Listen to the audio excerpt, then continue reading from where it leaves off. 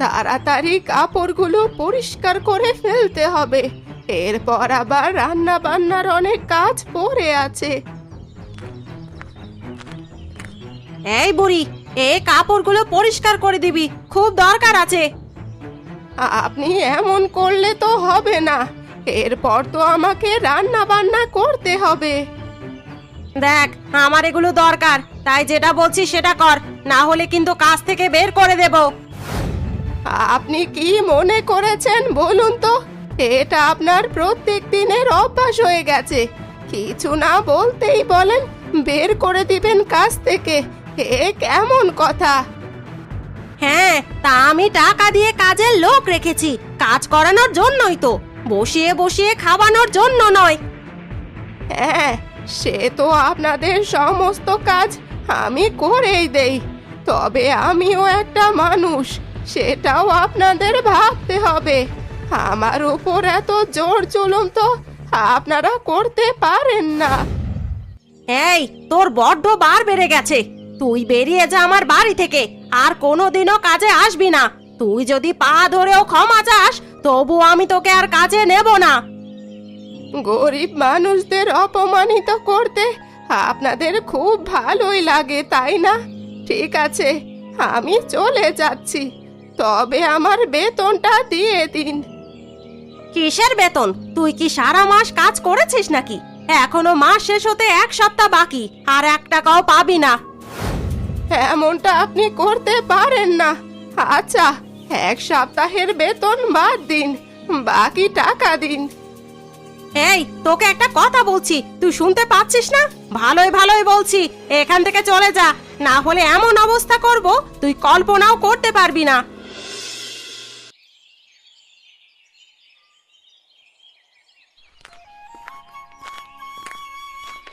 আজকে মালতী বিদ্যালয়ে এসেছো? তাহলে সাড়া দাও। হ্যাঁ স্যার, এসেছি আমি। কিছু দরকার আছে নাকি? হ্যাঁ, অবশ্যই দরকার আছে। কোন 3 মাস ধরে তুমি বিদ্যালয়ের ফিস দিচ্ছ না? এভাবে তো আর চলতে পারে না। তোমাকে কালকের মধ্যেই টাকাটা আমাকে দিতে হবে। এবার উপর থেকে আমার উপর চাপ আসছে। স্যার, আপনি জানেন তো আমাদের পরিস্থিতি, কটা দিন সময় দিন। এভাবে হঠাৎ করে চাইলে আমরা কোথায় পাবো? গরিব মানুষ আমরা। না না, তোমাকে অনেক সময় দেওয়া হয়েছে, আর আমি দিতে পারবো না। পরের মাস থেকে পরীক্ষা শুরু হচ্ছে, টাকা দিতে পারলে পরীক্ষায় বসবে, না হলে বসতে হবে না। আপনি তো একদিন বলেছিলেন আমাকে সমস্ত কিছু সুযোগ সুবিধা দেবেন, তাহলে আজকে কি হলো? তোমাকে অনেক সুযোগ সুবিধা দেওয়া হয়েছে। 3 মাসের জন্য টাকা ভাঙলে আমায় দেওয়া হয়েছে। এর থেকে বেশি কি করব আমি? বিনামূল্যে তো আর পড়াতে পারবো না। আচ্ছা স্যার, আমি তাড়াতাড়ি দেওয়ার চেষ্টা করব, না হলে আর কি করব বলুন? বিদ্যালয়ে টাকা দিতে না পারলে তাহলে কিন্তু আমরা পরীক্ষায় বসতে দিতে পারবো না। আচ্ছা, কি আর করা যাবে, আমি আর করতে পারবো না, আমার ভাগ্যটাই খারাপ। এইরকম মন ভোলানো কথা শুনলে তো আমার চাকরিটা চলে যাবে, আর আমার কিছু করবার নেই।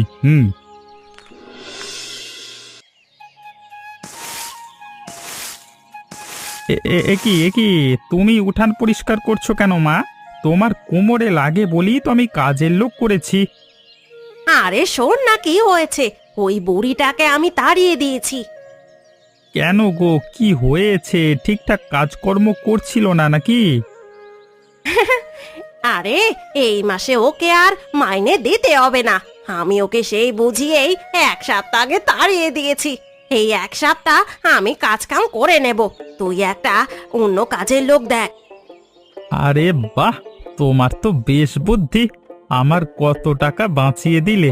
ওই টাকা দিয়ে তোমাকে আমি অনেকগুলো ভালো শাড়ি এনে দেব।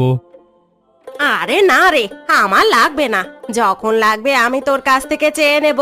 এই টাকাগুলো নিয়ে তোর ব্যবসায় লাগা, ব্যবসাটা আরো বড় হবে। হ্যাঁ গো মা, এই গাঁয়ের শুধুমাত্র আমারই হোটেল আছে, আবার খাবারের দাম বাড়িয়ে দিয়েছি, এখন এবার অনেক লাভ হবে। ভালো করে ব্যবসা কর বাবা, কারো কুনজর যেন না লাগে। মা গো মা, তুমি অত চিন্তা করো না, তুমি শুধু আরাম করে থাকবে, আমি একটা অন্য কাজের মেয়ে দেখছি। না না, আর কাজের মেয়ে চাই না আমার। এবার তোর বিয়ে দিয়ে বাড়িতে বউ নিয়ে আসবো, সে আমার হাতে হাতে সব কাজ করে দেবে। না না, এখন নয়, আর কিছুদিন তারপর। ব্যাস, এখন ব্যবসাতে মন দিতে চাই আমি। আচ্ছা, যা পারিস করিস, চল আমাকে কাজ করতে দে। ঠাকুমা এখনো আসেনি, বাড়িতেও চাবি দেওয়া। এখন কি করা যায়? দাওয়াতেই বসে পড়ি।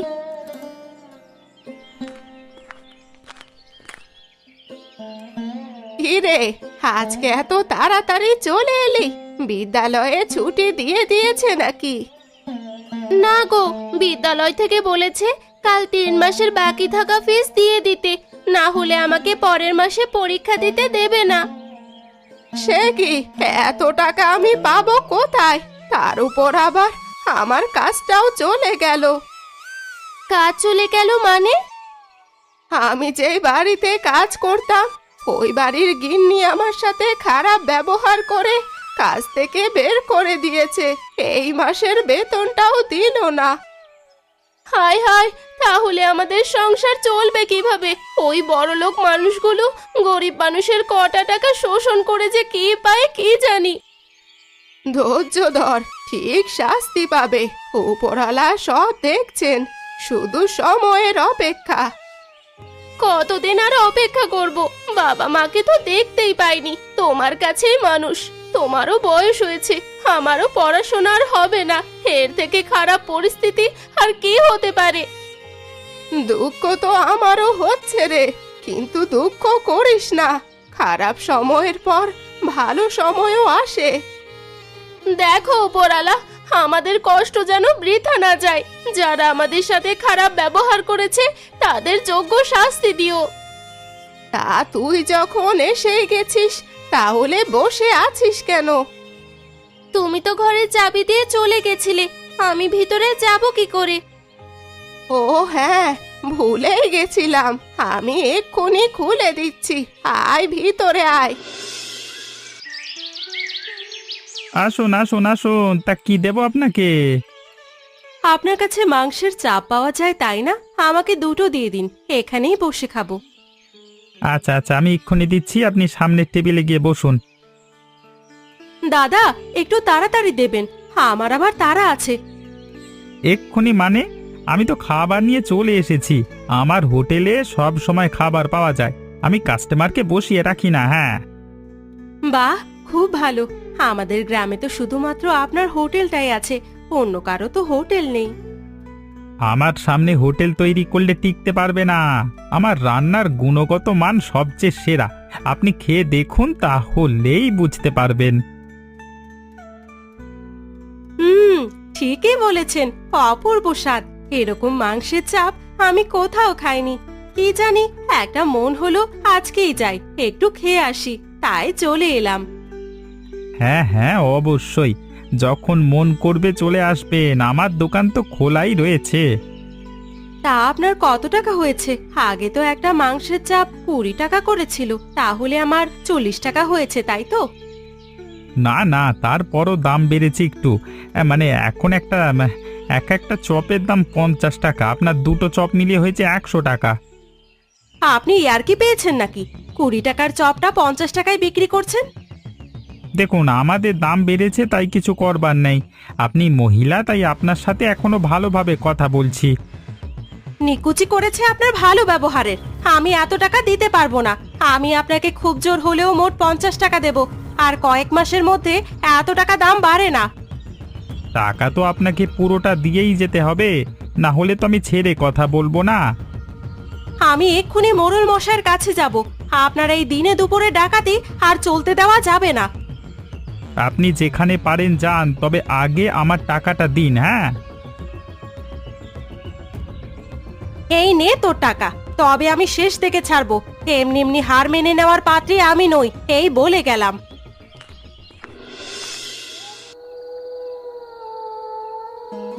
ঠাকুমা, আমার যে খুব জোর খিদে পেয়েছে, আর থাকতে পারছি না। হ্যাঁ, সে তো আমি জানি, খিদে তো পাবেই। দুপুরবেলা তো কিছু পেটে পড়েনি, এখন তো খিদে পাবে। তুই একটু অপেক্ষা কর, আমি এই কুমড়ো দিয়ে তোকে কিছু একটা বানিয়ে দিচ্ছি। বাড়িতে চাল ডাল তো কিছুই নেই। ঠাকুমা, তাহলে কি এখন আমাদের এই কুমড়ো গাছই ভরসা? কুমড়ো খেয়েই কি আমাদের জীবনযাপন করতে হবে? দেখাই যাক না উপরালা আমাদের কপালে কি লেখে রেখেছেন, আর হাল ছাড়লে হবে না। তাহলে আমাদের উঠানে আমি আরো কটা সবজির গাছ বসাবো, যা ফলন হবে তাতে আমাদের মোটামুটি কয়েকদিন হলেই চলবে। আচ্ছা ঠিক আছে, তাই করিস। তবে আমার একটাই দুঃখ, তোকে আমি পড়াতে পারলাম না, পড়া থেকে ছাড়িয়ে দিতে হলো। ঠাকুমা, তুমি দুঃখ করছো কেন? পড়াশোনা করলেই কি সবাই সফল হতে পারে নাকি? অনেক ব্যক্তি আছে যারা পড়াশোনা করতে পারেনি অর্থের অভাবে, কিন্তু তার সত্ত্বেও তারা সফল হয়েছে। সবই ঠিক আছে, কিন্তু তাও আমার ইচ্ছে ছিল আমি আমার নাতনিকে অনেক দূর পর্যন্ত পড়াবো, সে অনেক বড় চাকরি করবে, কিন্তু সেই স্বপ্ন আর পূরণ হবে না। সব স্বপ্ন কি পূরণ হয় ঠাকুমা? কিছু কিছু স্বপ্ন দায়িত্বের মাঝখানে চাপা পড়ে একেবারে শেষ হয়ে যায়। তোকে আশীর্বাদ করছি রে, তুই অনেক বড় হবি। আমি যদি মরেও যাই তারপরেও তুই কিন্তু সৎ পথেই চলবি, মনে রাখবি তোর ঠাকুমা বলে গেছিল। তুমি এসব বাজে বাজে কথা বলা বন্ধ করো, চুপ করে কাজ করো। যত সব উল্টাপাল্টা কথা, কোথাও যাবে না তুমি, আমার সাথেই থাকবে। পাগলি মেয়ে একটা। মোড়ল মশাই, ও মোড়ল মশাই, বাড়িতে আছেন? আরে কি হয়েছে, কে আপনি? এমন সময় আমার বাড়ির সামনে এসে ডাকছেন? আমি এই গ্রামেরই এক বাসিন্দা। আপনার গ্রামে কি হচ্ছে আপনি কোনো খোঁজ খবর রেখেছেন? কেন হঠাৎ এমন প্রশ্ন কেন? আমি তো গ্রামবাসীদের সবকিছুতেই সাহায্য করি। হ্যাঁ আমি জানি আপনি গ্রামবাসীদের সবকিছুতেই সাহায্য করেন, তবে একটা বিষয় আপনাকে দেখতে হবে। ওই যে আমাদের গ্রামে একটা হোটেল আছে না, ওর মালিক কি যেন নাম একটা। বীরেন্দ্র, কি হয়েছে? ওই তো মানুষজনকে লুটে পুটে খাচ্ছে। একটা মাংসের চাপের দাম ছিল 20 টাকা, সেটা বাড়িয়ে দিয়ে 50 টাকা করেছে। এসব দিকে আপনি একটু লক্ষ্য দিন, প্রত্যেকটা খাবারের দাম বাড়িয়ে দিয়েছে। ওর এত বড় সাহস! আচ্ছা, আমি ওকে কালকেই ডেকে পাঠাবো, ওর সাথে কথা বলবো। পদক্ষেপ গ্রহণ করুন, না হলে সাধারণ মানুষ কোথায় যাবে? গ্রামে একটা হোটেল বলে কি যা নয় তাই পেয়েছে নাকি? ওই জন্যই তো বলছি আমি ওকে কালকেই ডেকে পাঠাবো, ওর সাথে কথাবার্তা বলবো। আপনি মাথা ঠান্ডা করুন, বাড়ি যান। আচ্ছা আমি যাচ্ছি, তবে এটা শুধু আমার একার সমস্যা নয়, গোটা গ্রামের সমস্যা, একটু ভাববেন।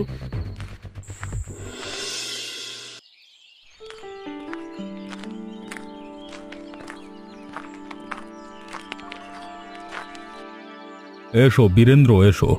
আমাকে তো আর তোমার মনেই নেই। আগে প্রায় আমাদের বাড়িতে চলে আসতে, এখন তো আর পাত্তাই দাও না। কি আর করব মোড়ল মশাই, ব্যবসা বাড়ছে, তার সাথে কাজের চাপও তো বাড়ছে, তাই আর সময় বের করতে পারি না। বুঝলাম। তা বসো, চা খাবে? না না, আমি কিছু খাবো না। আপনি আমাকে কেন ডেকে পাঠিয়েছেন এটা বলুন, আমার হাতে একদম সময় নেই। দেখো বীরেন্দ্র, তোমার নামে কিন্তু আমার কাছে প্রায় অভিযোগ আসছে। তুমি খাবারের দামগুলো এত বাড়িয়ে দিচ্ছ কেন? সাধারণ মানুষের তো অসুবিধে হচ্ছে। আরে মোড়ল মশাই, আপনি খামোকা এসব নিয়ে চিন্তা করছেন কেন? আমার ইনকাম বাড়লে আপনারও তো মুনাফা বাড়বে। আর এই গ্রামবাসীদের কথা ছেড়ে দিন, এরা খেটে খাওয়া মানুষ, কদিনই বা মনে রাখবে। বীরেন্দ্র, এসব কেমন কথা? এসব কথা তোমার মুখে একেবারে আটকালো না। তুমি গ্রামবাসীদেরকে এমন করবার কথা বলছো? তা নয় তো কি, গ্রামবাসীরা গরিব মানুষ, ওদেরকে নিয়ে ভেবে কি হবে? গ্রামবাসীরা আমাকে মোড়ল বানিয়েছে, আর আমার দায়িত্ব ওদের সাহায্য করা। মোড়ল মশাই, আপনি এটা কেমন ধরনের ব্যবহার করছেন? আমার সামনে এসব ব্যবহার করা কিন্তু ঠিক হচ্ছে না। এই গ্রামের মোড়ল আমি, তাই যেমন বলবো তেমনটা করতে হবে তোমাকে। এই হোটেল আমার, আমি কারোর থেকে 1 পয়সা নিই না। তাই আমার যা ইচ্ছে আমি তাই খাবারের দাম রাখবো, আপনি কি করবেন করে নিন। না আমার মুখের উপর কথা, এখন তো কিছুই করতে পারবো না, তবে একদিন সময় আসবে, অহংকার মাটিতে মিশে যাবে।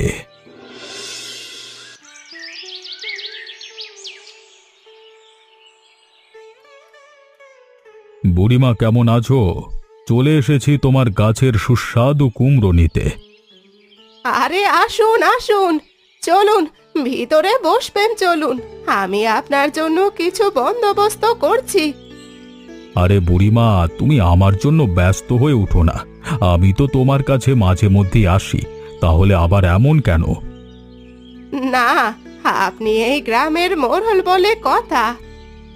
সেসব কথা বাদ দিন, কুমড়ো পাড়া আছে তো? আমি তো ভাবলাম এখন তুমি বাড়িতে থাকবে না, কাজ করতে যাও তো, এসে দেখি বাড়িতেই আছো। কি আর বলবো, দুঃখের কথা, কাজটা তো আমার চলে গেছে, তাই বাড়িতেই থাকি। কেন, কাজ করতে কি তোমার কষ্ট হয়? বয়স হচ্ছে, কষ্ট হওয়ারই কথা। না না, আমার তো কষ্ট হতো না, আমি সমস্ত কাজ করতাম, তবে অত্যাচারিত হয়ে কাজ করতে আমার একদম ভালো লাগে না। অত্যাচার? কে আপনাকে অত্যাচার করেছে? কাদের বাড়ি কাজ করতেন আপনি? ওই তো আমাদের বাজারে যার হোটেল আছে না, তাদের বাড়িতেই কাজ করতাম। মাসের শেষ হওয়ার আগে আমার সাথে ঝামেলা করলো, তারপর মাইনে না দিয়েই আমাকে তাড়িয়ে দিল। এটা তো ঠিক করেনি, তাহলে তুমি এখন বসেই আছো? হ্যাঁ, কি আর করব, গায়ে তো আর শক্তি নেই যে অন্য কিছু কাজ করে সংসার চালাবো। তাহলে বুড়িমা, বাজারে ওই হোটেলের উল্টো দিকে আমার একটা ফাঁকা জমি পড়ে আছে, ওখানে তোমরা একটা হোটেল তৈরি করো। আমি তো শুনেছিলাম তোমার হাতের রান্না খুব সুন্দর, ভালোই বিক্রি হবে, তবে দামটা একটু কম রেখো, যাতে গরিব মানুষ খেতে পারে। আপনি সত্যি আমাদের এত বড় উপকার করবেন? হ্যাঁ, অবশ্যই করব। আপনি শুধু গরিবের জন্য কাজ করুন, তারপর বাকিটা আমি দেখছি। ওই দিন কুমড়োটা দিন, আমার আবার দেরি হয়ে যাচ্ছে। কিছু মনে করবেন না মোড়ল মশাই, ওই যে দাবার উপর কুমড়োটা রাখা আছে, একটু নিয়ে নেন, বসে আছি তো, উঠতে খুব কষ্ট লাগে। আরে তুমি চিন্তা করছো কেন, আমি নিয়ে নিচ্ছি। আর কত টাকা? না না মোড়ল মশাই, টাকার কথা বলে লজ্জিত করবেন না, আপনি আমাদের এত বড় উপকার করছেন, আর এই সামান্য কুমড়োটা আপনাকে বিনামূল্যে দিতে পারবো না আমি, আপনি নিয়ে যান। আচ্ছা, আপনি এত করে বলছেন যখন, আমি নিয়ে যাচ্ছি। ভালো থাকবেন।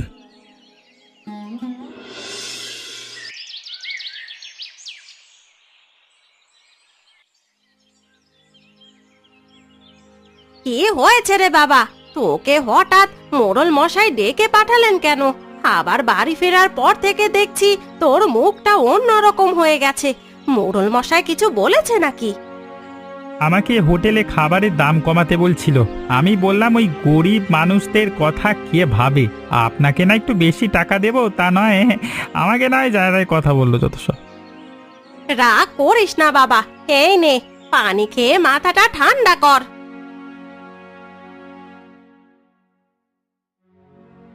মোড়ল মশাই ভেবেছিল আমি ওনার কথায় রাজি হয়ে যাব, ওনার একটা কথাও আমি শুনবো না, প্রয়োজন হলে খাবারের দামগুলো আরো বাড়িয়ে দেব, দেখি উনি কি করতে পারেন। শুধু গরিব মানুষের কথা শুনে আমার ছেলেটাকে ফাঁসানোর চেষ্টা করছে।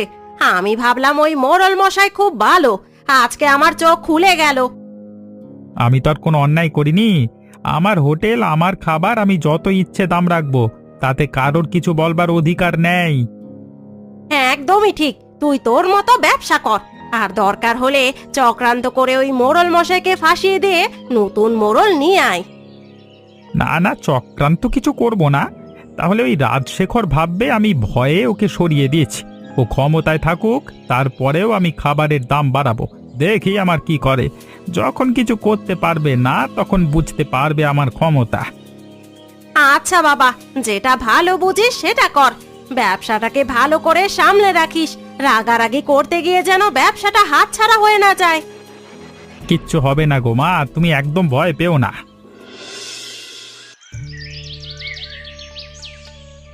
ঠাকুমা, আজকের রান্নাটা কিন্তু খুব ভালো হয়েছে। কাল থেকে ভালোভাবে পাতে কিছু পড়েনি তো, তাই এই রান্নাটাই আজকে সুস্বাদু মনে হচ্ছে। আরে না গো, সত্যি খুব ভালো হয়েছে। তাহলে কি আমি হোটেলে রান্না করতে পারবো? মানুষজন আমার হাতের রান্না পছন্দ করবে? হ্যাঁ, আলবাত করবে। কেন গো ঠাকুমা, তুমি কি কোনো হোটেলে কাজ পেয়েছো নাকি? না রে না, কাজ পাইনি, নিজেদের হোটেল খুলবো। মোড়ল মশাই আমাদের সাথে আছে। ব্যাপারটা ঠিক বুঝলাম না, ভালো করে বলো। বাহ, তাহলে তো বেশ ভালোই হয়। আমিও তোমার সাথে হাতে হাতে সাহায্য করে দেব। হোটেলে কি রান্না করা যায় বলতো? আমার বইয়ে একটা নতুন খাবারের রেসিপি আছে, যেটা হলো কুমড়ো পাতায় মাংস পোলাও। এটা করতে পারো, ভালো বিক্রি হবে। নতুন জিনিস, আর আমাদের বাড়িতে তো কুমড়ো পাতার অভাব নেই। তাহলে বলছিস যখন, এটাই শুরু করা যাক। দেখি না গ্রামবাসীরা পছন্দ করে কিনা, না হলে অন্য কিছু আবার করব। হ্যাঁ, মোড়ল মশাই যেহেতু আমাদের পাশে আছে, সেহেতু আমাদের ভয় পাওয়ার কোনো দরকার নেই। উপরওয়ালা আছেন, আমাদের ঠিক একটা উপায় বের করে দিবেন। এ আবার কি নতুন ঝামেলা রে বাবা, তোরা ভিখিরির দল আবার হোটেল খুলে ফেলেছিস। দেখুন, মুখ সামলে কথা বলুন। আমি আপনার জায়গায় ব্যবসা করিনি, এটা মোড়ল মশাইয়ের জায়গা। ও আচ্ছা, ওই মোড়ল মশাই আবার তোদের সাথে আছে। ভালো ভালো ভালো, চেষ্টা করে দেখতে পারিস। তবে সামনে আমার হোটেল, কিছু লাভ হবে বলে মনে হয় না। আমাদের লাভ হবে কিনা লস হবে সেটা তুমি কি করে জানছো? যাও না যাও, নিজের কাজ করো। পরের সাথে পায়ে পা লাগিয়ে ঝগড়া করে কি হবে? যত বড় মুখ নয় তত বড় কথা। এই হোটেল আমি দুদিনে এখান থেকে তুলে দেব। হ্যাঁ, পারলে তুলে দেখাও। এখন সরো দেখি, ওই যে আমাদের দোকানে কাস্টমার আসছে, দোকানের সামনে এসে রং দেখাচ্ছে। এই ভিড় কতদিন থাকে দেখব। আমার হোটেলে খাবারের মতো স্বাদ কোনো হোটেলে পাওয়া যাবে না। এই, সামনে ঘ্যান ঘ্যান না করে জানতো, নিজের কাজ করো। যত সব উটকো ঝামেলা। মালতী, দেখ রে, সব লোকজন কি খাবার নেবে। হ্যাঁ গো ঠাকুমা, আমি দেখছি, তুমি রান্না চালিয়ে যাও।